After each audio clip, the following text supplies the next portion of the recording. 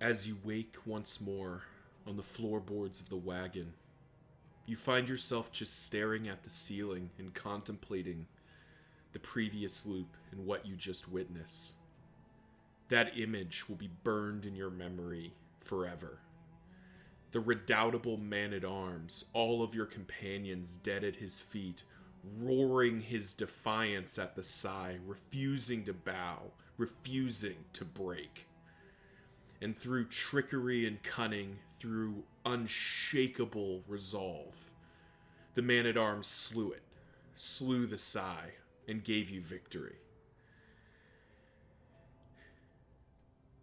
That victory tastes all the sweeter, but now it's time for a new loop and new companions. But hopefully, that marks another turning point, another point of inflection. You are getting stronger. Surely, the world will break before you do. Hey, what's going on, everyone? It's Loki Oren, and we are back in Darkest Dungeon 2, and man, oh man, the end of that last fight was insane. We got to give more props to our man-at-arms, Barristan. He was a sergeant, and strategic withdrawal plus reverberating redoubt just carried that hard. And I unbowed, unbent, unbroken, if I can steal from Game of Thrones for a second. Barristan does not care at all. He is here to win. But let's get a new formation going. And I took a quick look ahead just to see what's here, and I gotta say, it's like the game heard me. I was saying, I'd like to get back and go for cause and effect again. And we got... Oh, oops, wrong person. We got possibly the perfect set of paths for it. So let's run through cause and effect again to refresh everyone's memory. Backline, we have Bonnie the Runaway. She is an orphan. So minus 20% max HP. The further back in the formation she is, the more flame burn she deals. The further forward in the formation, the more damage she deals. And her Firestarter skill gives her a crit token. She's in the back rank, and she's just going to live there, basically. So we can swap out some of her other skills. Oh. And yeah, this is already kind of a... I guess there's a world where Run and Hide is actually more useful than Hearthlight. But yeah, this is already a great start to this formation, just endless dots. She is a Clotter, which is actually kind of bad because we'd like to be using Cauterize to heal. And she's a Neat Freak, which is annoying, but we can live with that. Next up, though, is Sarmenti The Jester as an intermezzo, which means that any of his song skills, which is a lot of his skills, cause bleeds. But also, his Echoing March drags people forward and causes bleeds. And his Battle Bout and Playout skills have chances for more tokens. So this was definitely the tricky part of the formation last time, as we really wanted to have a method for like making use of the Jester skill. I think he was a soloist last time, and we definitely want to have Echoing March in. And I think we'll even Fade to Black, and we'll even Slice Off for now, but I definitely want to be thinking about how I want to play this, because it might be that I want to, like, get Encore in, use Echoing March more. So yeah, we're going to experiment with the Jester here, but Intermezzo with Sneaky, plus one speed and 25% chance of starting in stealth, but he's a hypochondriac, so we're going to be dealing with diseases potentially. Next up, Alhazrat as a Warlock. 33% minus on his max HP, but his range skills do 50% damage, and he has a chance to just get unchecked power. So unfortunately, Abyssal Artillery is not is not usable at the start. But Burning Stars will be, and Sacrificial Stab will be as well. We're not going to be using Amnesis as much because it's a melee skill, and we'd rather be using range. But, come to think of it, our Jester can pretty easily move forward. So he can pop forward with Razor's Wit first round. That does turn off Echoing March, though. Maybe we swap in Encore? No, Encore's only usable from the back too as well. Interesting.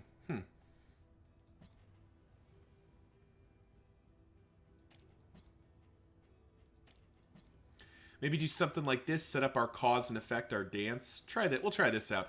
Anyway, Occultist, Warlock. He's a Shroud Explorer with a Cultomania. Well, I mean, that makes sense. And let's see. I don't think we're going to be using Demon's Pull very much. It does do more damage, but I kind of want to get in Burning Stars, and we'll leave in Sacrificial Stab because we have the Jester producing combo points. We could also have him dancing back with the Runaway instead. That does limit Alhazrat a little bit, because he can't use Abyssal Artillery from there. I don't know. Definitely a lot to play with here. Then finally, the pièce de résistance here. Surgeon Plague Doctor. So just here to cause some rude damage. Just going to post up in the front line here. And we'll leave Battlefield Medicine's actually really hard for it to use unless we have something like playback or play out in. What's this doing? Is it back 2 when it's upgraded? No, it just removes combo. Yeah, I don't know. Definitely a lot of variance this formation that we'll have to think about, but we'll leave ourselves set up like this for now. And yeah, let's get into cause and effect. Sneaky again, and Fear of Pillagers, as Paracelsus said. So yeah. Let's dive back into cause and effect. I mean, this is sometimes RNG just smiles on you and you get this kind of generation. You know, the only change I'd make to this is I probably wouldn't have the Jester as an intermezzo. I'd almost rather have him... I mean, the truth is I'd rather have him as a master, I think. Maybe a soloist or a virtuoso, one of those two, but Still, this is quite a good formation. We are, by the way, playing through on Denial for this one. Just as before when I talked about it on the last run, I've thought about it more, and this formation is just on the edge, like the very edge of what could potentially deal with the Psy. You know, it can theoretically deal enough damage to get there. Ooh, -3 speed. I don't know if I actually want that. It can theoretically get there, but not by much. And to be perfectly frank, I just don't want to... I don't want to get all the way there and have that be the barrier. I think it's incredibly frustrating for one, but it also, I think, is just... Oh, wait, no, that's actually even worse.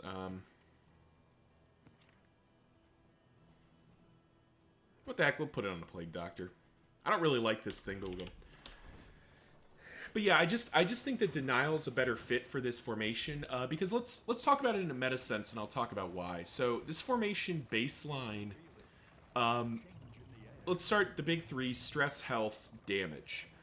First of all, stress healing. We learned last time that the stress healing is not as much as it would have been in the past. The Jester still has the single best stress heal in the game in Inspiring Tune, but... And this is the kind of important part of that.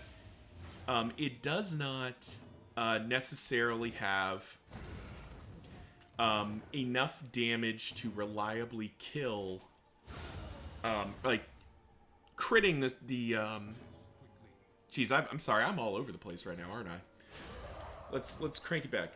Stress damage. The stress damage from the Jester is enough potentially, but you really have to keep in mind that you don't have any AoE stress healing. You have the Jester to spike stress healing down, especially once it's upgraded.